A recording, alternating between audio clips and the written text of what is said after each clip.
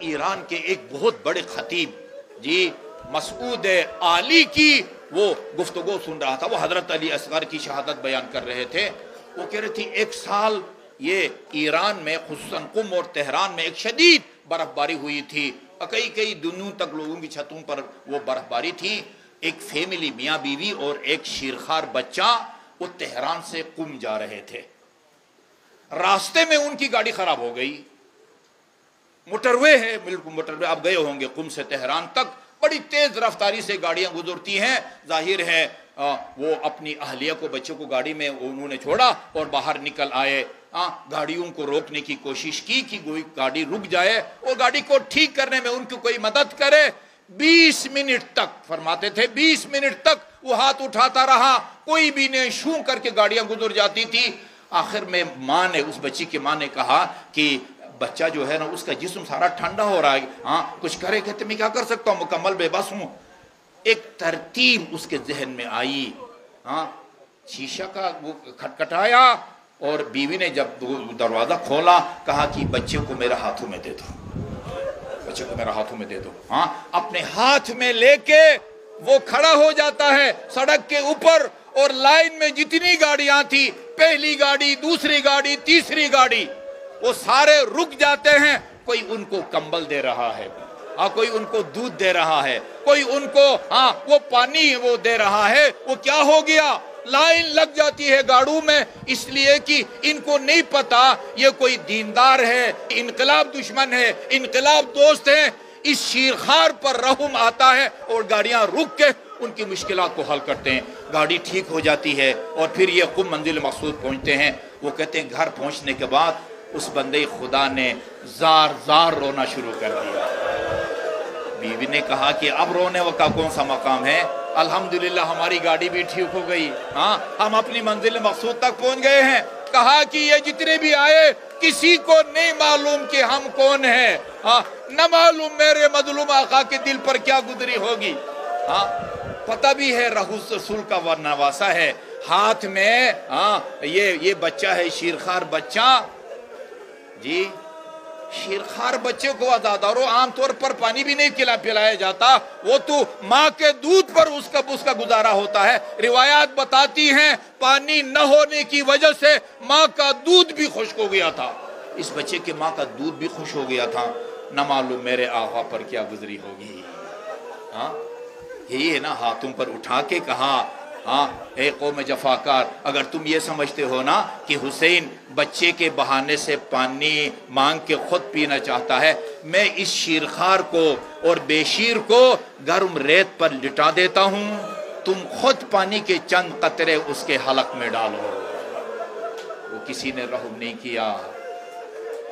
मैंने जहां तक मख्तल को पढ़ा है अज़ादारों, मदीने से लेकर वापस मदीने तक, वापस मदीना तो इमाम नहीं आए, करबला तक, आशूर के असर तक एक मौके पर इमाम ने आपको याद किया है और किसी मौके पर शिया का लफ्ज नाम लेके आपको याद नहीं किया। वो कौन सा मौका है, शियाती। हाँ, इस रिवायत का नोहा भी बना हुआ है, शियाती, मेरे शिओ लई तो कुम फी योम आशूरा जमी अंतंदुरूनी, काश तुम आशूर के दिन होते।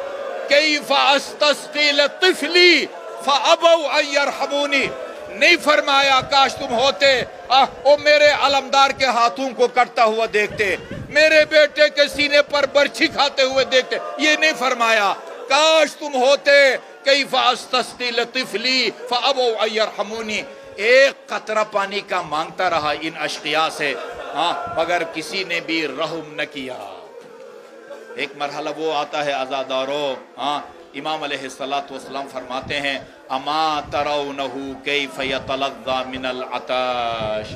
अगर आपने देखा नहीं है अपनी आंखों से, सुना जरूर होगा, जब मछली का कोई शिकार करता है मछेरा और जिंदा मछली को पानी से बाहर खुश्की पर फेंकता है, वो जब तक उसके अंदर ताकत होती है वो उछलती रहती है, हाँ, और जब ताकत उछलने की खत्म होती है एक जगह वो तड़पती रहती है। वो ताकत भी खत्म हो जाए, कभी दुम को हिलाती है और इतनी भी ताकत न रहे अपने लबों को हरकत देती है, कभी लबों को बंद करती है, कभी लबों को खोलती है। इस हालत को अरबी में तलज़्ज़ा कहते हैं। इमाम फरमाते हैं, हाँ जालिमों देखो, अब तो इस बच्चे में तड़पने की ताकत भी ख़त्म हो गई है। प्यास की वजह से कभी अपने खुश्क होंठों को खोलता है और कभी बंद करता है। बिल्कुल आमने सामने हुसैन की गुफ्तगू सुनी जा रही है। उमर साद ने कहा, इख्ता कलाम अल हुसैन, हाँ हुसैन के कलाम को कता करो अज़ादारो।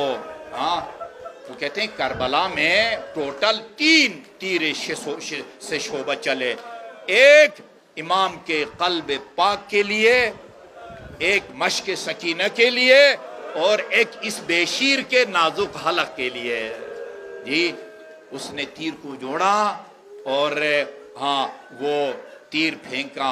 अब मख्तल के जो अल्फाज हैं वो मैं पढ़ता हूँ और उसका तर्जुमा करता हूँ। फलम्मा अहस्सत तिफलु बिहरारत सहम, जब इस शीरखार ने अपने हलक में तीर की गर्मी को महसूस किया, जाला युरफरिफु अला यदै अबी है कत्तैरल मज़बूह, बाप के हाथों पर इस तरह लौटने लगा जिस तरह एक परिंदे का गला काट दिया जाता है और तो वो तड़पता रहता है। हाँ उसके बाद फिर क्या किया इमाम ने, उस खून नाहक को अपने हाथ में लिया, आसमान की तरफ फेंकना चाहा। आवाज आई, हुसैन अगर एक कतरा इस खून नाहक का आसमान की तरफ आया, कयामत तक अब्र रहमत का कतरा भी आसमान से नहीं गिरेगा। हाँ जमीन पर गिराना चाहा। आवाज आई, अगर इसका एक कतरा नाहक खून का जमीन पर गिरा, कयामत तक सब्दा न उगेगा। इमाम मोहम्मद बाकर की रिवायत है, आपने इस चेहरे को, अपने खून को चेहरे पर मला और फरमाया, हा कदा अलका जद्दी रसूल अल्लाह, मैं इसी हालत में अपने नाने के पास जाऊंगा। लेकिन खीमगाह की तरफ आए, हाँ लेकिन अब उस हालत में खीमे में जाने की हिम्मत नहीं पड़ रही है। ज़ियारत आशूर के अमाल में है ना, 7 दफ़ा खीमे के दरवाजे तक जाते थे, फिर आते थे, फिर जाते थे और साथ साथ पढ़ते थे इन्ना लिल्लाह व इन्ना इलैहि राजिऊन। और फिर हिम्मत नहीं पड़ी, पुश्त खीमे में जाके छोटी सी कब्र बनाई और उसमें दफन किया। खुदा रहमत करे मीर अनीस पर, हाँ नन्ही सी कब्र खोद के असगर को गाड़ के शब्बीर उठ खड़े हुए, दामन को झाड़ के, अला लानतुल्लाहि अलल कौम ज़ालिमीन व सयअलमुल लज़ीना ज़लमू अय्युम मुनक़लबिन यनक़लिबून, इन्ना लिल्लाहि व इन्ना इलैहि राजिऊन।